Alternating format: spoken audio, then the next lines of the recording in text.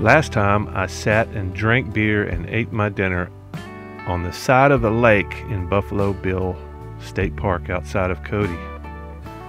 Then I moved on down the road to camp later on, just before the sun went down, and I wound up camping in this awesome spot.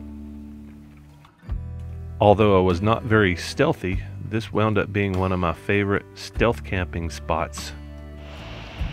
I woke up the next morning right next to the Shoshone, or the Shoshone River, where I could trample down and collect some fresh drinking water. Of course, I brought my camp water filter with me. I think I may have gotten into some bad water up in Colorado, so I wasn't taking any chances, even though this was relatively clean. It dumps out of a lake, and well, you don't want to take all the single-celled organisms and bacteria and possibly viruses that come out of the lake.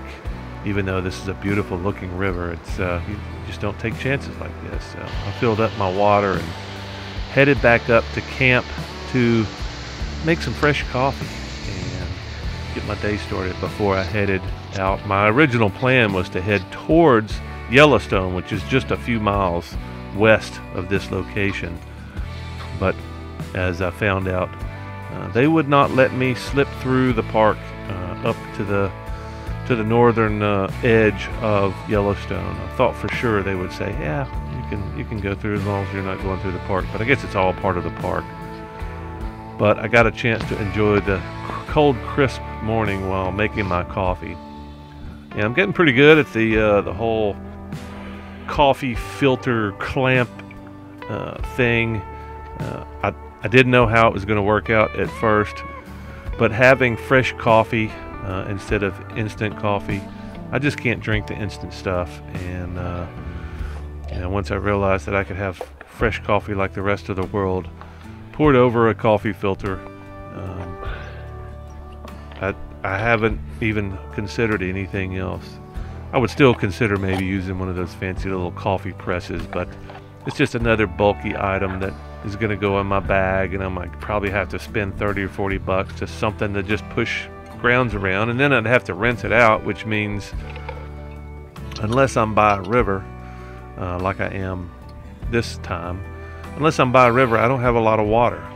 So rinsing utensils, washing utensils, cleaning stuff is usually reserved for camping spots like this. So I'm just glad I can make coffee, and after I'm done, I can just roll the bag up and throw it in the trash and be done with it. But making coffee is one of those things that's just, it makes you feel normal in the morning. You know, that and bathing. It's always good for me anyway to have a cup of coffee before I do anything. And of course you can see I've got this monster jug of water that I cook up every morning. It's just part of the routine, and you've got to have some kind of a routine, and just to kind of make you feel normal. And that's just one of my routines.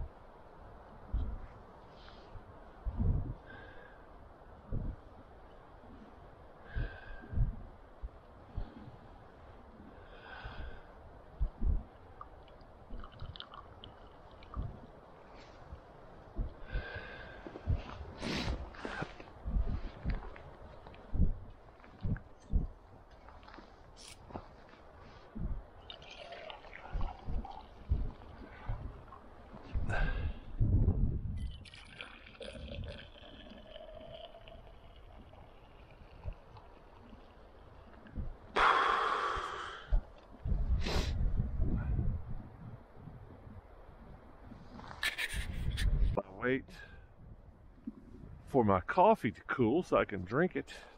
It gets pretty hot.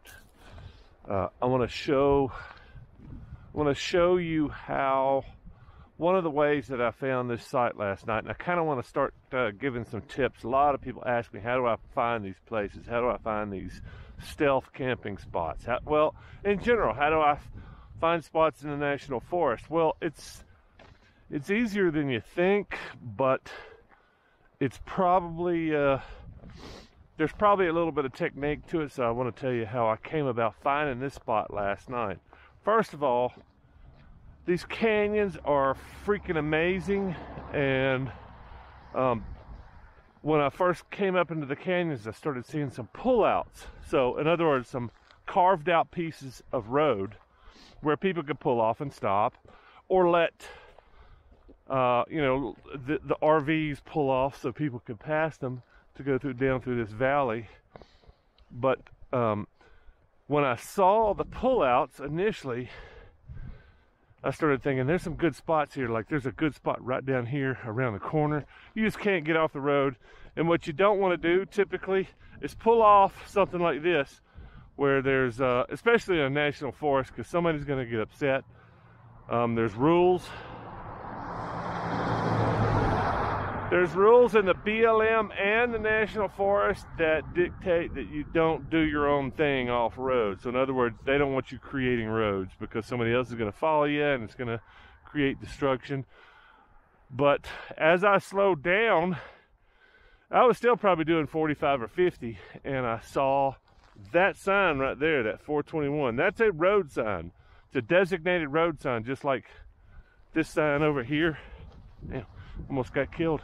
Couldn't hear the cars coming around the corner. Now this is a little bit unusual. I don't know.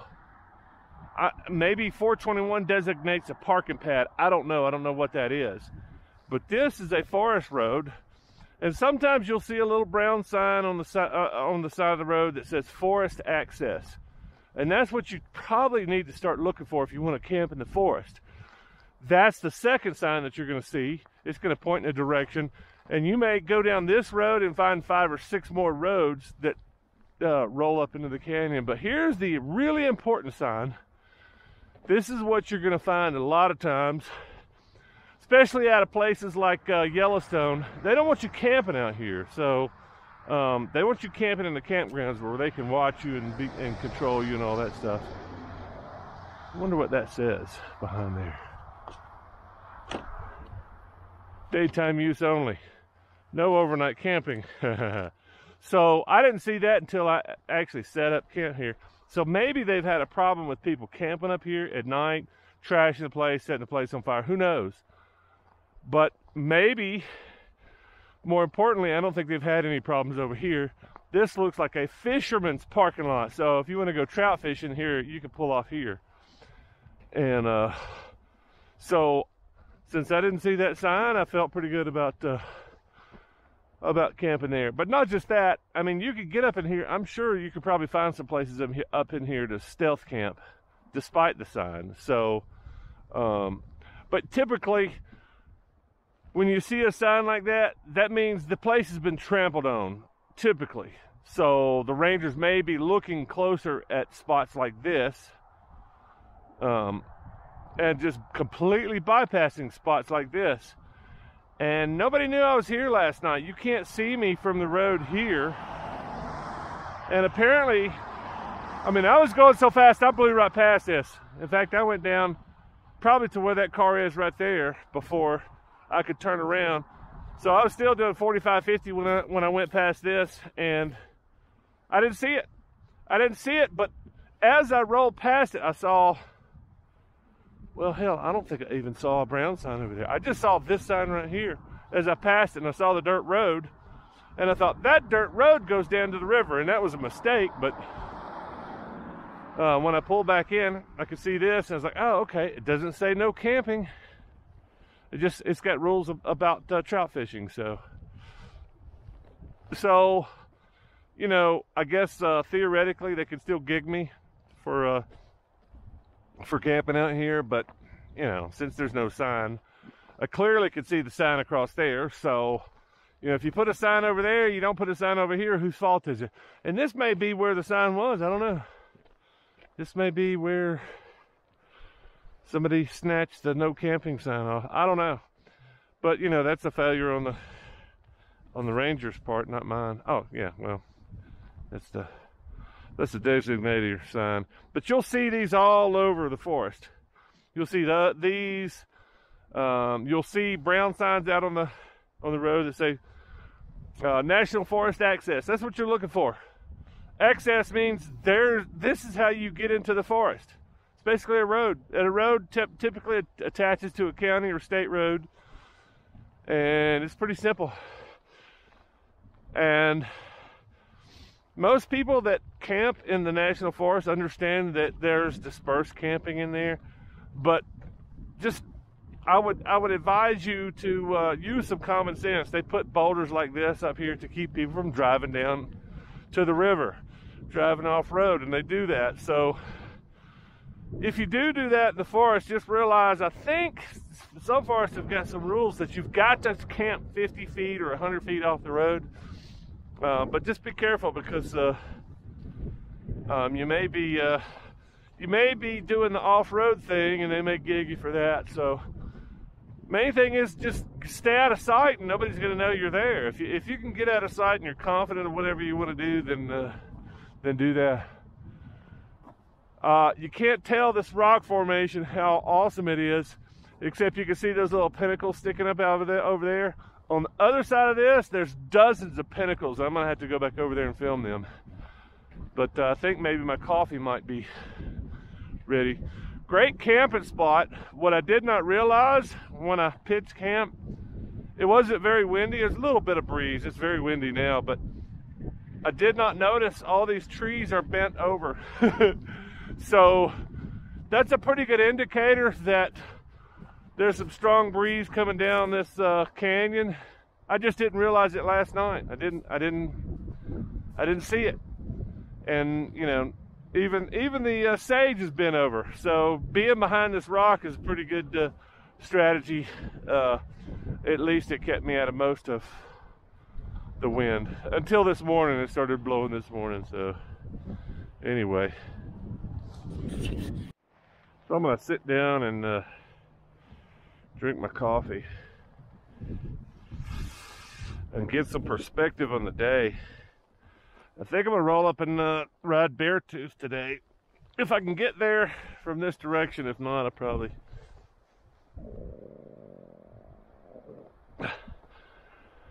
go do something else. I could ride this canyon. This is really freaking awesome canyon, so doesn't have to be Beartooth. It can be just, I can ride this canyon. But I feel left out because last time I tried Beartooth, I was on the 650 coming up from Billings. And what was that? Red Lodge. I camped just outside of Red Lodge at the foot of Beartooth. Beautiful, unbelievable camping. And got up the next morning and tried to get up over Beartooth. Got up over the top, the pass, and started going downhill, and the wind just was nuts. Wind was nuts. The weather was nuts. It was raining on me. I had mesh gear like usual, and got soaked. Got cold really fast, and the fact that the wind blew me off the road, I just decided that it was time to turn around. So I only got maybe a mile across the pass. I want to go all the way down, or at least this time I want to go all the way up. I want to do something fun today. We'll figure that out as we get there.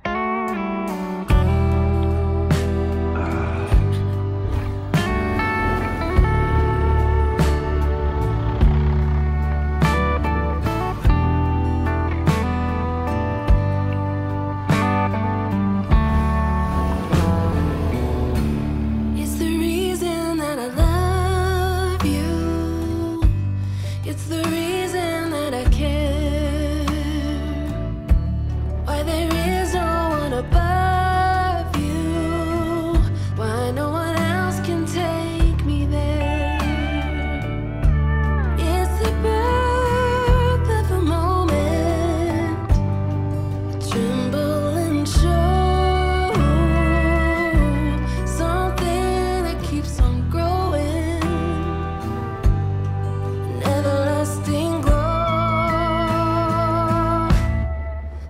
some things come easy, some things slip out of your hand when you're down at the bottom. You need help to stand, no matter what reason. I'm searching to find. As I mentioned earlier, I did ride west towards Yellowstone in an attempt to bypass the admission requirements to get into Yellowstone. I had no intention of riding into Yellowstone, but I really wanted to ride this road, and I thought it might be a good, easy shortcut up into Beartooth Pass. But I was mistaken, and as soon as I got to the gate, talked to the ranger. I asked her nicely and told her my intentions, and she said, no, you have to go back to Cody and go north. So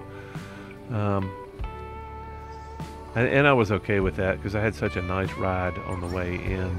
I figured worst case, I've got to ride this awesome spread on the way back and turn north. I wasn't sure what I was going to get into when I turned north, but it turned out to be pleasant. And after a long day of riding these awesome roads, I wound up on top of Beartooth and met this lovely young lady that I had met at the rally in Arizona. But I'm going to tell you that story next time. If you see